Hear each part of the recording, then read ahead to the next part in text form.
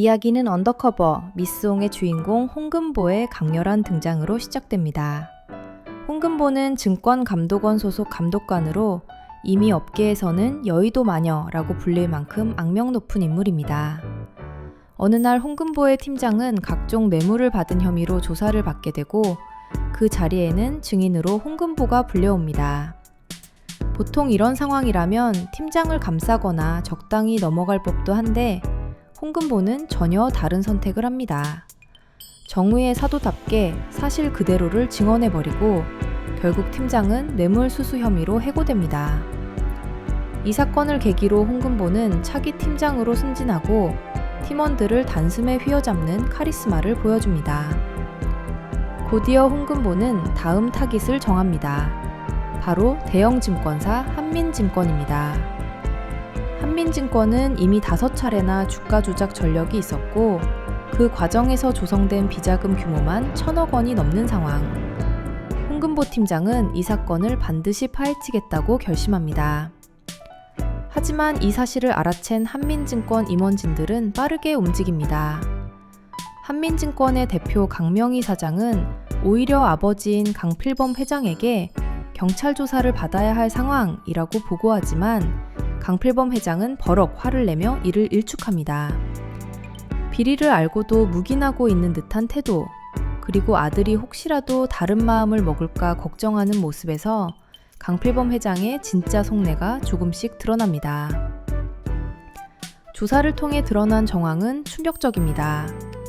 한민증권의 트레이딩부와 리서치부가 주가 조작을 주도했고 그렇게 만들어진 비자금은 강필범 회장의 외동딸 강노라의 해외 계좌로 흘러들어갔습니다. 하지만 문제는 증거. 증권감독원은 확실한 물증을 확보하지 못한 상태였습니다. 그때 예삐라는 이름의 메일 주소로 연락이 옵니다. 비자금 회계장부를 가지고 있다는 메시지. 드디어 내부 고발자가 나타난 것처럼 보였지만 약속 장소에 등장한 인물은 다름 아닌 강명희 사장이었습니다. 강명희 사장은 비자금 회계장부를 넘기겠다며 내부 고발을 결심한 상태였습니다. 홍금보는 우선 강노라의 개인 계좌 정보를 확보해 검사에게 넘기고 수사는 본격적으로 시작됩니다. 하지만 이 과정에서 강명희 사장의 동향을 비서실장 고복희가 보고하고 있는 장면이 포착되며 시청자에게 묘한 불안감을 남깁니다. 이후 홍금보와 강명희는 다시 접선하고 강명희는 회계장부가 숨겨진 위치까지 알려줍니다. 그러나 상황은 급변합니다. 강필범 회장은 임원들을 소집해 회의를 열고 곧 한민증권은 압수수색을 받게 됩니다. 이에 분노한 강필범 회장은 강명희 사장에게 전화를 걸지만 돌아온 대답은 교통사고로 사망했다는 소식. 회계장부는 끝내 발견되지 않고 여론은 오히려 수사가 무리했다는 쪽으로 돌아섭니다. 결국 수사는 중단되고 홍금보 팀장은 징계를 받으며 팀장 자리에서도 물러나게 됩니다. 수사에 관여했던 검사와 홍금보는 의문의 남성들에게 위협까지 당하고 홍금보는 이 사건의 뒤에 더 큰 힘이 있다는 것을 직감합니다. 이후 강필범 회장과 오상무 그리고 딸 강노라는 한자리에 모입니다. 강필범 회장은 오상무에게 넘길 한민증권 지분을 강노라가 회사 생활을 3개월만 버티면 주겠다고 말합니다. 동시에 그는 기자회견을 통해 자신의 경영 복귀를 선언합니다. 이 모습을 지켜보던 홍금보는 분노를 참지 못하고 결국 극단적인 선택을 하게 됩니다. 바로 나이를 속이고 신분을 지운 채 한민증권에 20살 사회초년생으로 위장 잠입하는 것.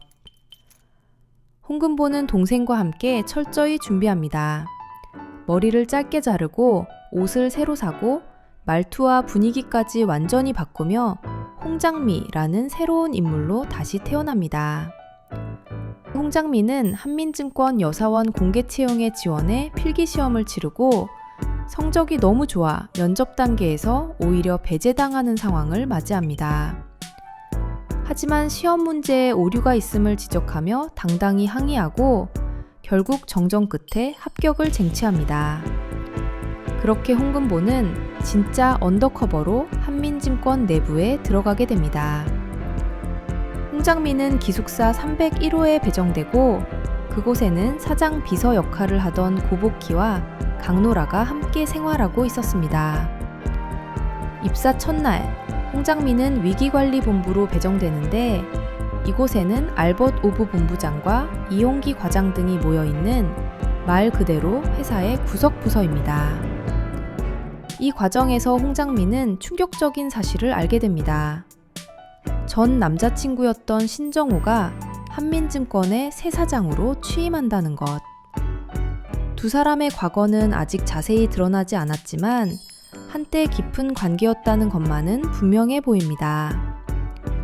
동시에 고복희 비서는 자리 이동 대상이 되고 그 자리를 홍장미가 맡게 될 가능성이 생깁니다.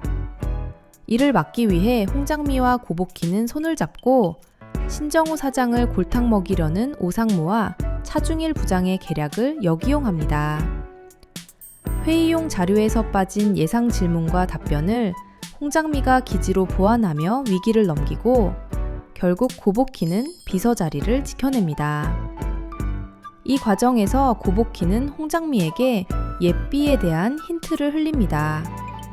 한민증권의 산 증인이라 불리는 소부장, 그리고 고복희의 수상한 과거까지 드러나며 이야기는 더욱 미궁으로 빠져듭니다. 지점을 1년에 한 번씩 옮겨 다녔고 과거 절도 신고까지 받았던 고복희.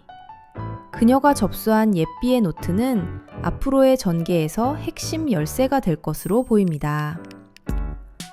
홍장미는 사장 출퇴근 기록을 찾기 위해 비서실에 몰래 들어가지만 기록은 없고 결국 길거리에서 신정우에게 정체를 들키며 홍금보라는 이름이 불려집니다. 마지막으로 감상평을 정리해보면 강명희 사장의 죽음 뒤에는 강필범 회장이 깊게 연관되어 있을 가능성이 매우 높아 보입니다. 강필범 회장은 딸 강노라가 3개월 안에 회사를 버틸 수 없을 거라 확신하고 있고 외손자인 알벗 오를 후계자로 세우려는 의지도 분명합니다. 또한 신정우와 홍금보가 과거에 왜 헤어졌는지 역시 중요한 떡밥으로 남아있는데 해외 유학을 이유로 신정우가 관계를 정리했을 가능성이 높아 보입니다.